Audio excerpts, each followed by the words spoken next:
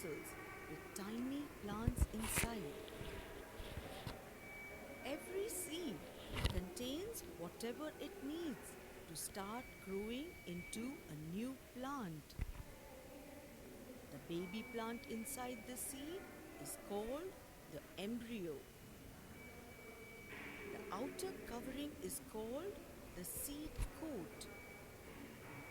It protects the embryo from injury, especially when the seed drops from the plant.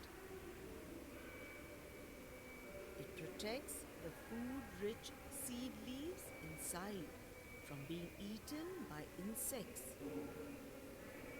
It stops the seed from losing water and drying out completely.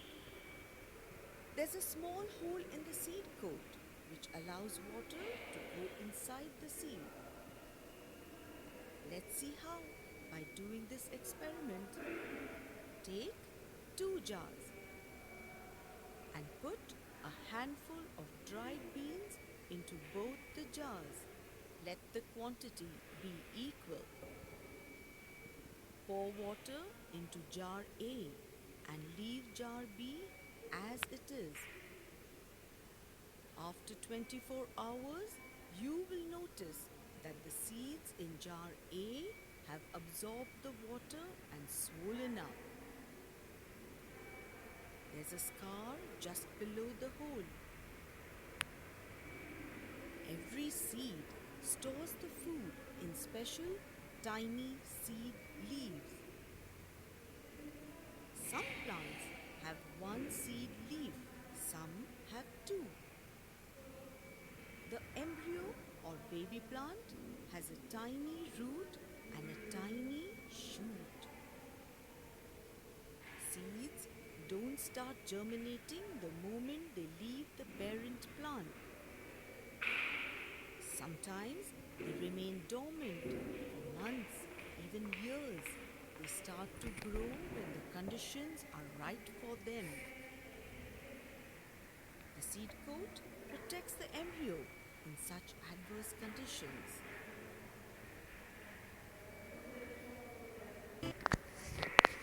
So here is one activity which proves that all the condition is required for the germination of seed, that is air, water, light and warmth.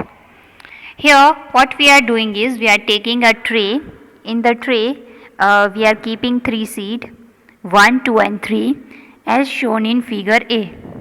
Then we are taking a beaker containing water. We are placing the tray such that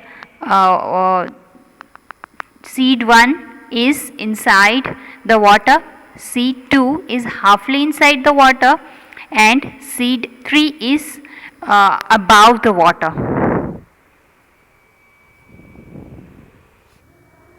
Now we will keep this beaker outside the window such that it gets sunlight also and enough warmth also.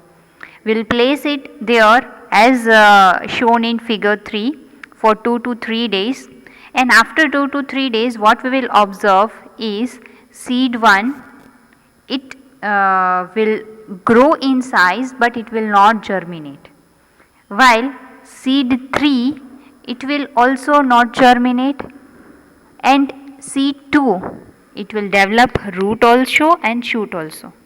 How come? Because seed 3 was not having water, it was having air but not water. Seed 1 was having water but not air, so that also will not germinate, while seed 2 which was half placed inside the water and half outside the water was getting both the things, light and warmth was also there. Thus it germinate to give root and shoot. This activity, it proves that all the conditions are necessary for the germination of seed. So students, in the next lecture we will continue with the dispersal of seeds. Thank you.